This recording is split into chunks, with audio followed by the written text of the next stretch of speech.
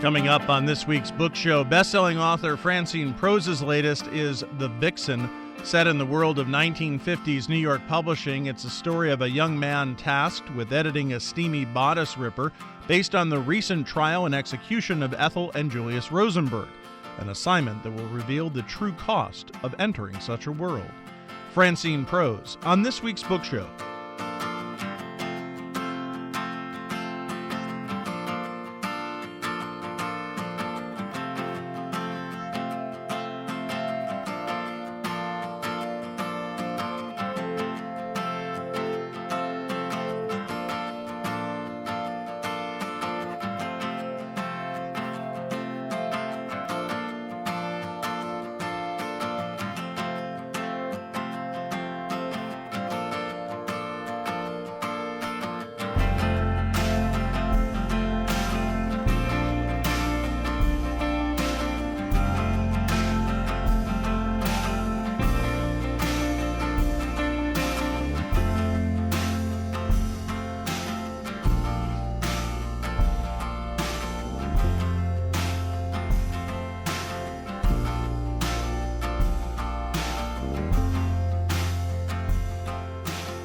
Welcome to the book show, a celebration of reading and writers. I'm Joe Donahue. Best-selling author Francine Prose's latest, The Vixen, set in the glamorous world of 1950s New York publishing, is the story of a young man tasked with editing a steamy bodice ripper based on the recent trial and execution of Ethel and Julius Rosenberg, an assignment that will reveal the true cost of entering such a world. Francine Prose is the author of 21 works of fiction, including the highly acclaimed Mr. Monkey, the New York Times bestseller Lovers at the Chameleon Club, Paris 1932, A Changed Man, which won the Dayton Literary Peace Prize, and Blue Angel, which was a finalist for the National Book Award. Again, the new novel is The Vixen, and it's a great pleasure to welcome Francine Prose to this week's book show. Thank you so much. So nice to see you and to be here with you. I thank you very much. I love this novel and was so taken by it, and I realized two things. One is your ability to craft a story about something so horrible and yet have it be so accessible and really funny. I can't tell you how pleased I am to hear you say that. It's been such a pleasure since the book has come out to have people understand that it's possible to do both those things at once. And I was filled with dread, really, that anyone would get that it was possible to write a comic novel that had, at least in the background, the Rosenberg case. But I've been very happily surprised.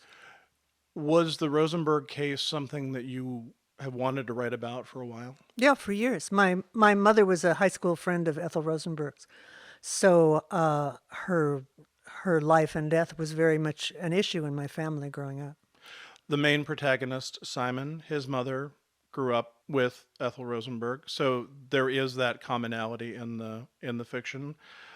I assume those autobiographical moments are well placed throughout. Well, that family isn't my family exactly, and I grew up in a different part of Brooklyn. That takes place in Coney Island, and we were in what's now Ditmas Park, so it was different. But there are certain elements. I mean, Simon goes to Harvard, as I did, although it was Radcliffe then, and majors in folklore and mythology. And I majored in medieval English literature. So the experience of graduating from college and discovering that you've majored in a completely impractical subject was certainly autobiographical. Let's talk a little bit about Simon. This character comes out of college. He has a degree. His parents are certainly very proud of him, and yet he comes out into the world. You open the novel on the day that the Rosenbergs are executed. Why was that a good place to start and to bring us to this point in Simon's life? Well, it was the hardest part to write. That first chapter was the hardest and took the longest. And it wasn't until I wrote it that I could write the rest of the novel. But given that I knew that it was going to be a comic novel in many ways, I had to find it I had to find a way to make it clear that this was something that happened, and something really terrible that happened, and something reprehensible that happened, and just make that clear without being too expository about it. So the first chapter where Simon and his parents are watching it, or the prologue really, on TV, I mean, the way I could do it was realizing that I could intersperse it with little clips from the Lucille Ball show and the Ozzie and Harriet Nelson show, which, as I say in the introduction, were not on TV at the same time, You or make do that I point. think they were on this at the same time as the Rosenberg execution? But the rest of it was pretty much taken from life. I mean, there's a speech there that Bob Considine gives after watching the execution of Ethel Rosenberg that's on YouTube. I just basically transcribed what he said.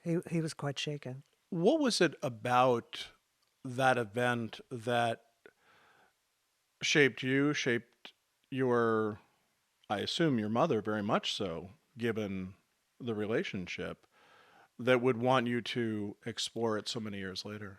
Well, it's something that stayed in the popular consciousness. I mean, it's been, for example, the Tony Kushner play Angels in America, Right. and then as people keep pointing out to me, the Doctor O novel and the Robert Coover novel. I mean, it's been, and that's just in things that have been written about it. I mean, there have been other things. So it was such a spectacle, and it was so awful to have that be part of an era when questions of guilt and innocence were so distorted, and when it seemed possible to execute a couple when their guilt had not been conclusively proven. But, no one knows what they did, really. It's been debated back with them.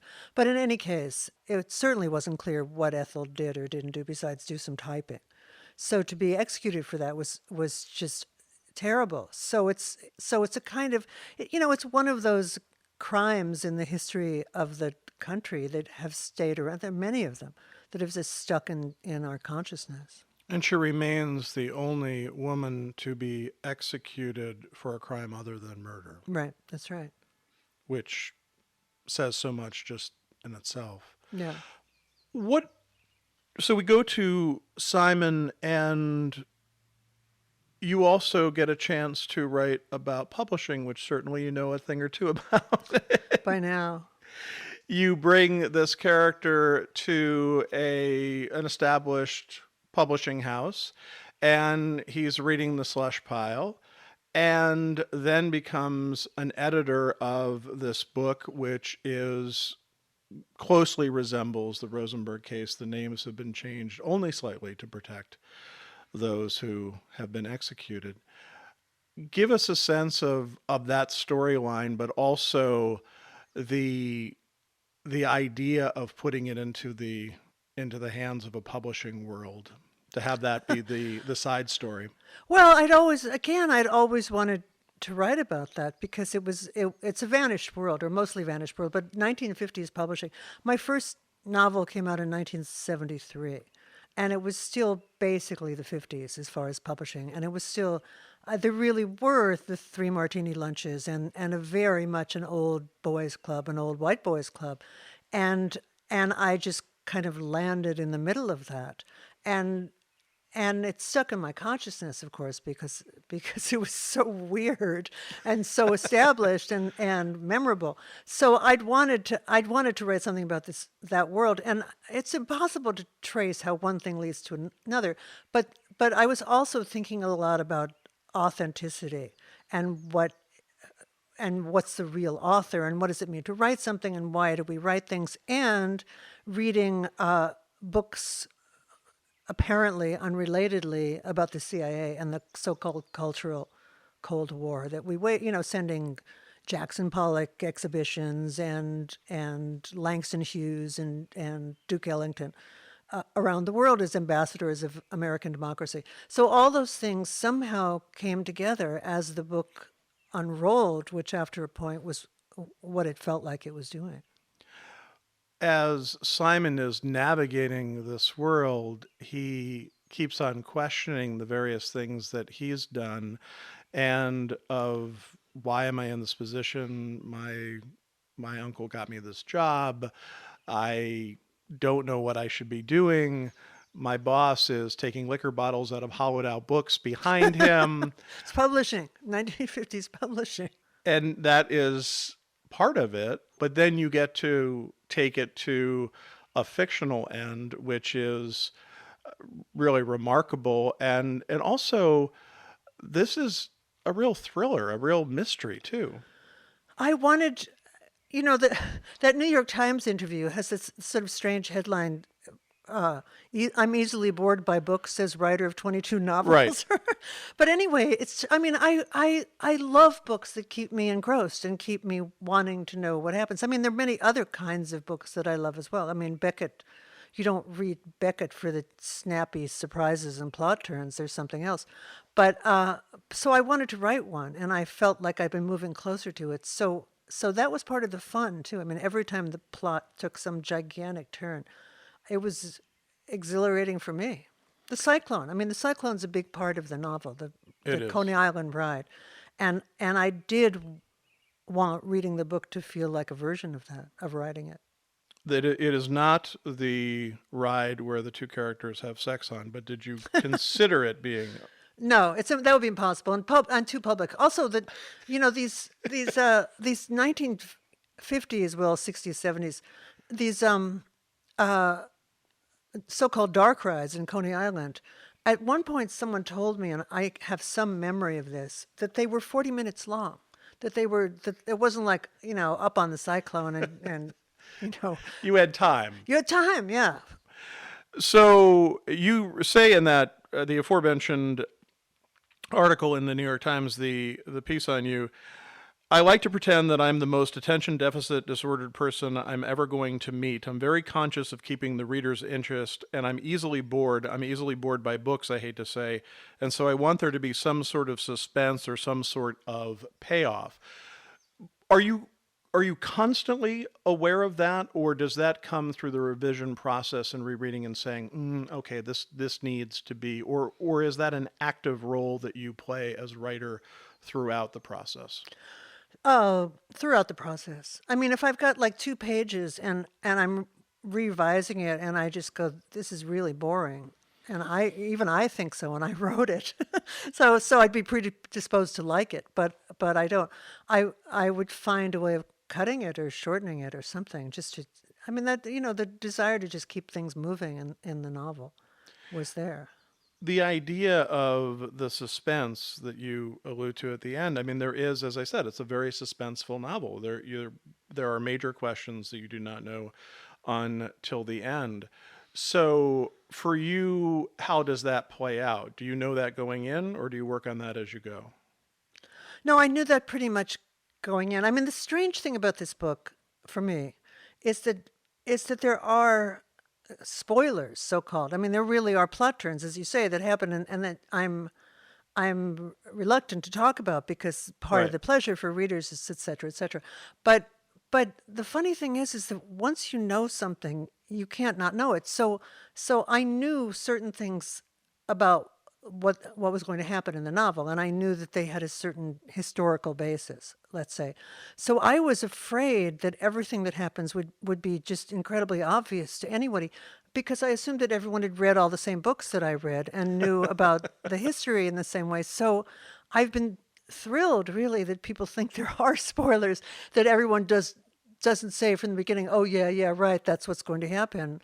Not that it matters. I mean, there are other pleasures in the book, I hope. So I'll give an example, and hopefully this isn't a spoiler in any way, but I didn't, this was a real thing that I was not aware of, which is the Jello box. Uh-huh.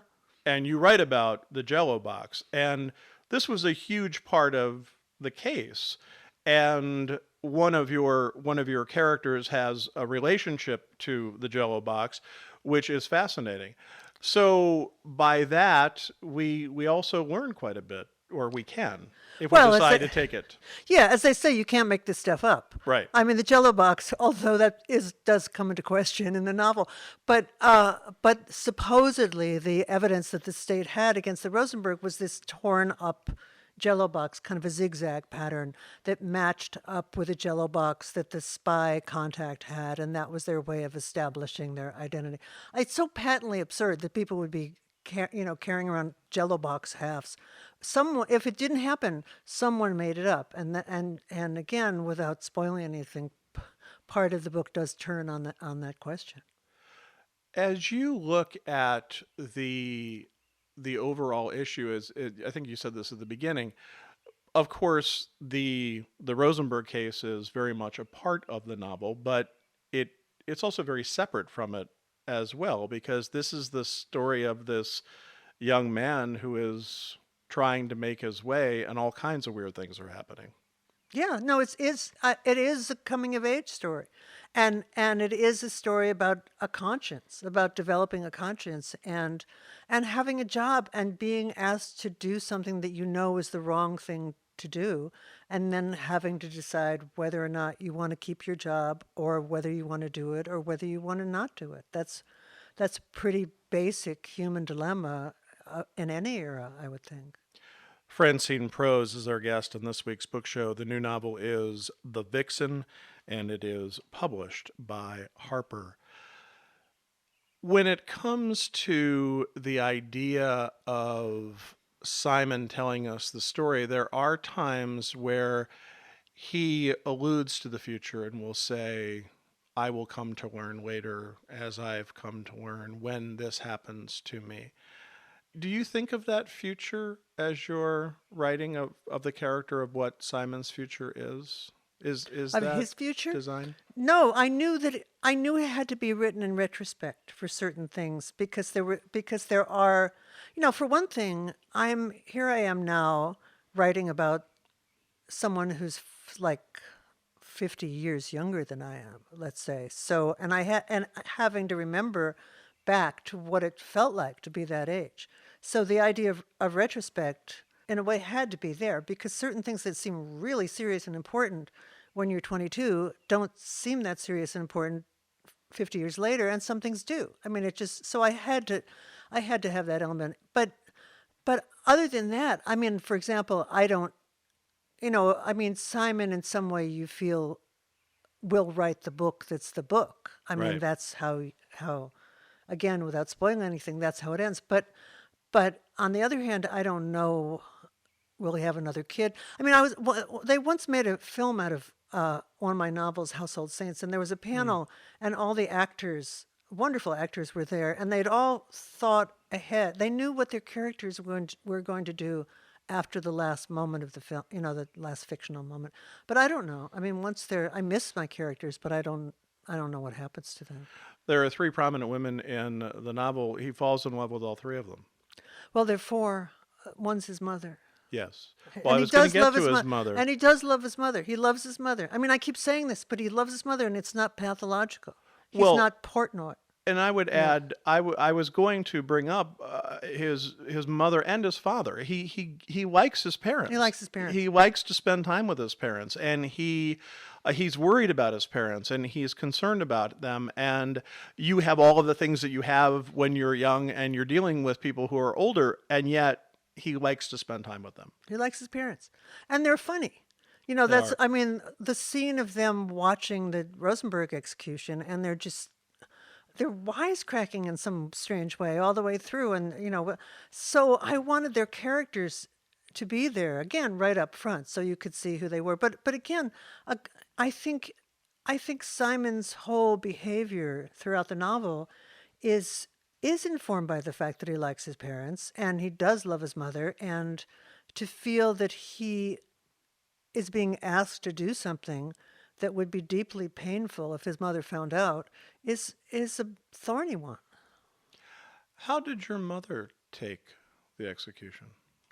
She was very upset by it. I mean, they weren't, I can remember it. I mean, I can't remember much about it, but I can remember the McCarthy hearings were on TV in our household, and we knew about Ethel's execution. I mean, my parents, in that way, my parents resembled the parents in the novel. I mean, they were Roosevelt Democrats, right? And they thought communists. They thought they were like naive or something. Or I mean, and my dad had these cousins who had been communists, and then they got rich and just exploited their workers. They had a factory, and my dad was saying like, "Oh, yeah, that's what it's like." And I'd think, geez, imagine talking about a whole political movement in terms of your cousins. But then I realized that's what he meant. And as it turned out, in the Soviet Union, it was pretty much like my dad's cousins. They wanted the fur coats and the best caviar and et cetera, et cetera.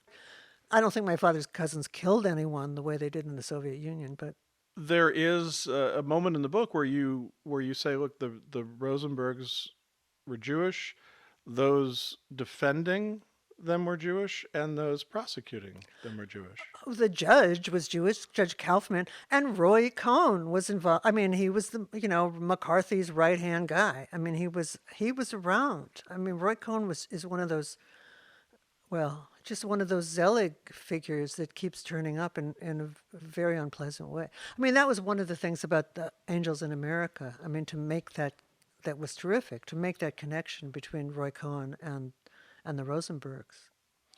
And in that play and in the work, there are the conversations between the two of the ghost of Ethel who haunts Roy Cohn.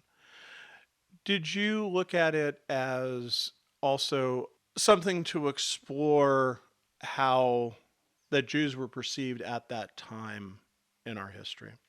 Well, I think there's never been a good time in which Jews have been perceived in our history. I don't think.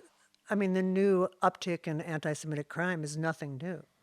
It's just been going on all the time. I mean, on her deathbed, Edith Wharton is said to have said, "I'll never forgive the Jews." So that was Edith Wharton. I mean, one of our great writers. So on her deathbed, so it's not as if the 50s and McCarthy and the Rosenbergs were some strange aberration in American history. I think it's been there and is here. But it is coming right after the war, right after the Holocaust, and everything is raw, right? Yeah, well, everything is raw. And that is, I mean, it's certainly different for American Jews, but maybe, maybe not. I mean, that's still very raw. It's still very raw. I don't know. I think it would be less, what do I want to say? I think it would be less public and less brazen. I mean, that kind of expression of anti-Semitism. But again, it's not as if it's not as if there aren't always despised groups in our culture who get treated horrifically. I mean, that again, that's not certainly limited to American Jews. But the real devil for the characters in this book are the communists. For the characters in this book, for certain characters in this book, Yes. for certain characters in this book. I mean, but the father says, I think very early on in the novel, you could be a communist if you want to, just don't overthrow the government and you shouldn't have to die for it. Now that seems like a reasonable. It's the least you could do. It's the least you could do. I mean, compared to McCarthy saying we're going to root you out and expose Right. you and ruin your life and you're going to lose your job. I mean, and that stuff was very real. I think just before I started really writing this, I saw The Americans, that series on TV, and it was very helpful. I mean, very helpful in reminding me that was real. The Cold War had actually happened. Francine Prose is our guest. The new novel is The Vixen. You get to write bad fiction in this. On purpose. Yes. It was a joy. It was really fun. And some of the there's also the slush pile that has some great, just awful titles, and that seems to me like it's great author gets to play. It was hilarious. I mean, I think it's hilarious, and it was hilarious to write it. I mean, do you remember the titles? Like The Igloo Lover was one, and Let's see. and then their little plot The summaries. Count of Monte Christmas, The Count of Monte Christmas. Right? Tears in the Apple Pie, The Laboratory Mice's Revenge.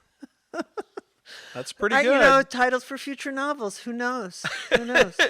I mean, you can imagine if I could write The Vixen, The Patriot, and The Fanatic, I could probably write The Laboratory Mice's Revenge. The Igloo Lover, as you mentioned, I, Barbarian, Mary M., where the summary is Magdalene loves Jesus unrequited. Yeah, it was great. I mean, you can tell. It was fun to write that. One of the one of the lines in the book of the fake book that you write is the prosecutor sensed her presence from all the way down the corridor, overpowering the usual prison smells, disinfectant, sweat, with the crazed perfume of estrus animal passion.